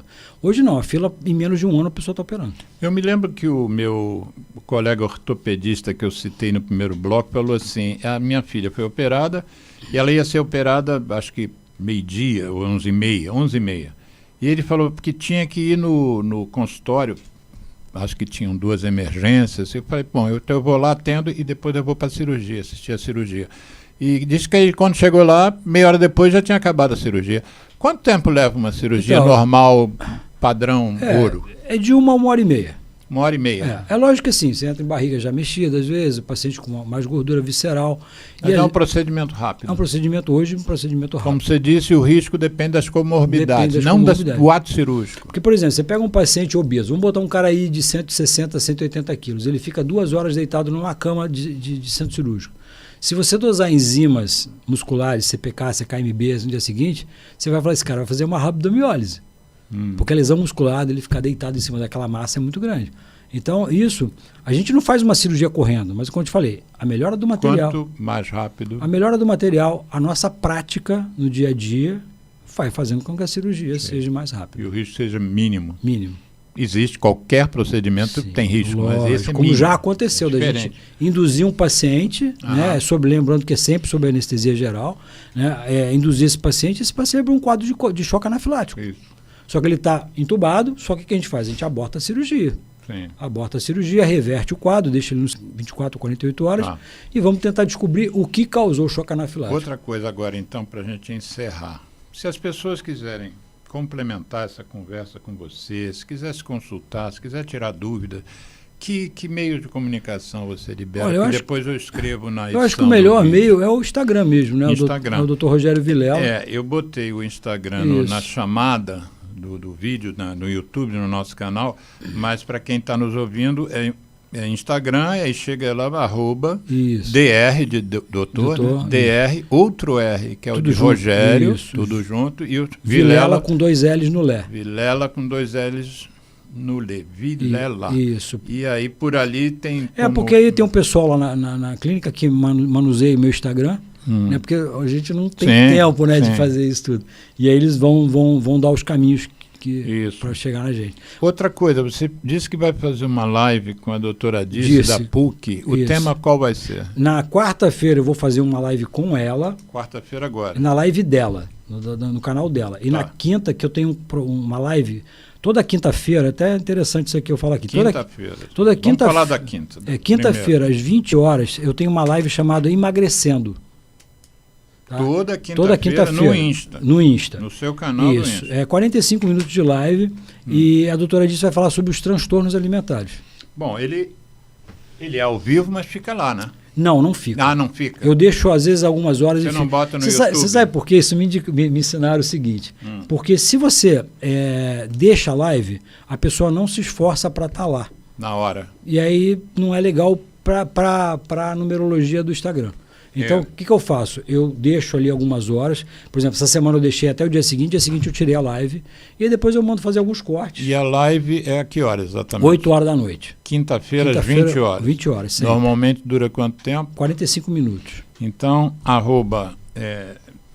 Doutor Rogério Vilela, que doutor é DR, e o Rogério. Às 20 horas, toda quinta-feira. Toda quinta-feira. Faça sol, faça sol, faça chuva. Semana passada eu estava em São Paulo num congresso de medicina regenerativa e a gente estava lá no hotel, a gente fez no Vamos hotel. ter que fazer um outro programa para a gente, que acabamos não abordando a história da medicina integrativa, chinesa, a ortomolecular, que eu sei que também você foi influenciado. O Rogério, eu te agradeço muito, eu acho que foi muito esclarecedora a sua entrevista, eu acho que isso vai ajudar muita gente, eu espero que as pessoas também compartilhem, né? Sim, claro. Outro dia eu tive com a mãe do Isidoro no evento e perguntei o que a senhora achou das entrevistas do seu filho lá no meu canal. Eu não vi, quer dizer, o Isidoro não comunicou nem a mãe dele que ele eu botei no meu Instagram que eu estaria hoje aqui. Mas o Rogério, fecha o programa aí. Você tem quantos minutos ele tem? 2 minutos. Você vai encerrar o programa dizendo no enxugar, no frigir dos ovos, que a obesidade, né? É uma coisa que a gente tem que combater. Nós não falamos no câncer, não falamos no diabetes, não falamos na osteoporose, uma série de consequências da obesidade. A gente pode fazer parte 2. Isso, faz fecha aí com 1 minuto e meio sobre o programa de hoje. Então, eu acho que é importante a gente salientar que a obesidade, como você mesmo mencionou, existem obesos saudáveis, mas por quanto tempo? E o que eu menciono muito é o que precisa acontecer na sua vida para que você tome uma decisão de mudar de vida. Como você comentou, que você não usa mais açúcar, então a gente tem que tomar decisões na nossa vida. E às vezes é uma decisão que você está prevendo o futuro. Você não guarda dinheiro para uma situação que possa acontecer no futuro, então é a mesma coisa, vamos guardar a saúde. Né? Vamos guardar a saúde. O que eu tenho que fazer hoje? Eu tenho que acordar mais cedo e dar uma caminhada? Eu tenho que acordar mais cedo e fazer isso? Eu tenho que tirar o pão da minha vida? Eu tenho que tirar o leite da minha vida? Vamos tentar entender que alimento me faz mal e o que eu posso fazer para não continuar na obesidade ou para não chegar na obesidade. E realmente quando você está com a tua autoestima baixa, né, beirando a depressão, você não quer saber de nada disso. Nada disso. Então, esse é um você problema, né? Nós temos que não jogar a toalha, né? Tentar jogar a toalha só quando for irreversível, quando o Papai do Céu estiver nos chamando. Exatamente. Mas o Geraldo, você acha que ficou ok? Eu acho que eu vou tentar tirar o leite. Isso aí. Os ouvintes não estão sabendo que foi isso uma conversa em off, né? Eu acho que eu vou, não pode, entendeu? Olha aí. Eu acho que vou entrar na academia, não existe isso. E substituir o pão, doutor, aproveita esses segundos finais. Torrada? Pode ser torrada? Não, olha só, o problema do pão é o glúten. O apego, né? O apego emocional, mas é o glúten. O glúten é uma proteína muito inflamatória. Porque o trigo, ele sofreu 400% de mudança ao longo dos anos para não estragar nas geadas, essas coisas. E isso é uma proteína que inflama o teu intestino. Então, às vezes, uma pessoa só de tirar o glúten... Existe um livro que eu indico aqui, não lembro o nome do autor agora, mas é um best-seller, chama Barriga de Trigo. Sim, eu tenho. Que é fantástico. Se você parar de comer trigo, não é só o pão, massa, biscoito, pode dizer que você vai perder os 10 quilos que você quer perder. Encerramos o programa com isso, que o relógio já está batendo ali. Obrigado.